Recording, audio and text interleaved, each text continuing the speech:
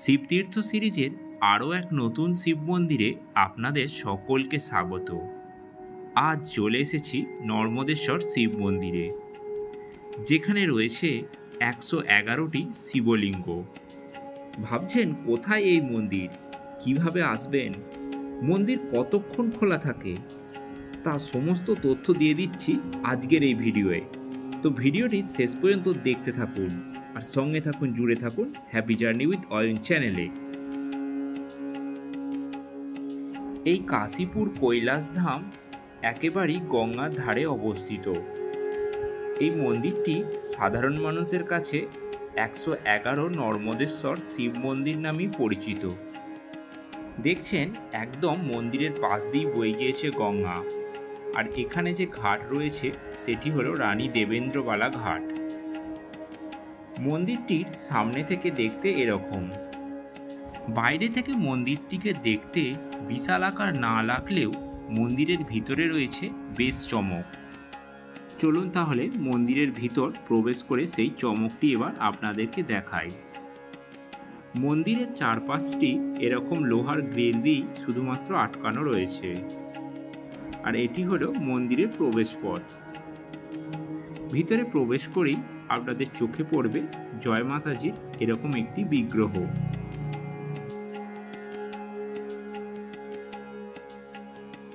এবং তারই পাশে রয়েছে শিব দুর্গার একটি মন্দির, এবং যার সামনেই রয়েছে এরকম একটি শিবলিঙ্গ।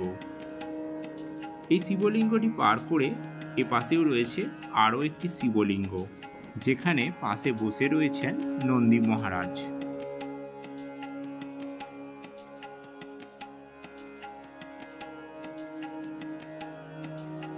এখানে বাবার মাথায় অনবরত ঘটি থেকে জল পড়তেই থেকেছে। ভক্তরা চাইলে এই শিবলিঙ্গতেও জল ঢালতে পারেন।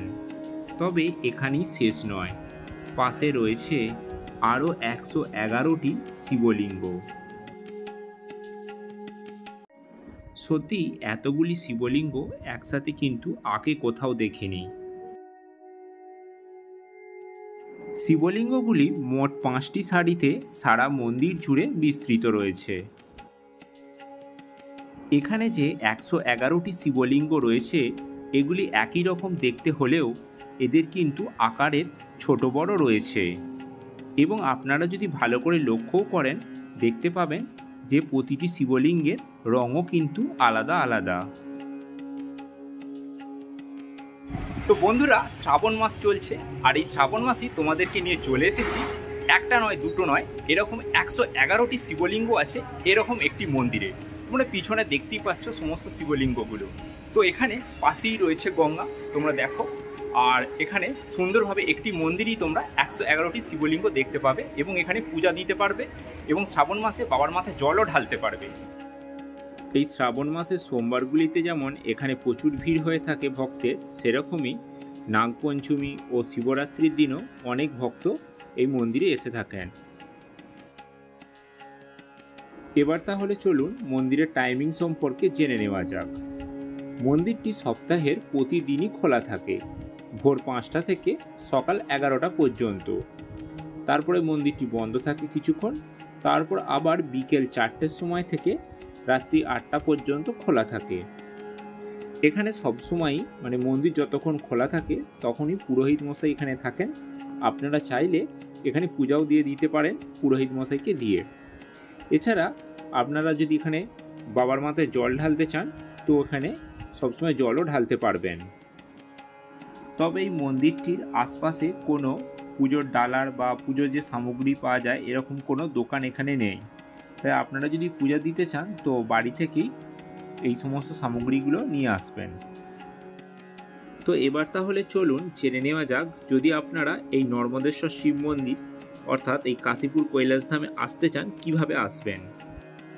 আপনারা যদি হাওড়ার দিক থেকে আসতে চান তাহলে সবথেকে ভালো হাওড়া থেকে ফেরি করে এই কাশীপুর ফেরিঘাটে চলে আসুন। ফেরিঘাট থেকে মন্দিরের দূরত্ব হেঁটে 2 থেকে 3 মিনিট। তবে দুপুরের দিকে ফেরি চলাচল বন্ধ থাকে। এছাড়া আপনারা হাওড়া অথবা দমদম বা বালির দিক থেকে বাসে করে চলে আসুন দমদমের চিড়িয়া মোড়ে। এই চিড়িয়া মোড় থেকে একটা অটো ধরে নিন। অটো কিন্তু একদম মন্দিরের সামনে পর্যন্ত আসবে না, মেন রাস্তার ধারে অটো নামিয়ে দেবে। সেখান থেকে আপনাদের মিনিট 10 হেঁটে এই নর্মদেশ্বর শিব মন্দিরে চলে আসতে হবে।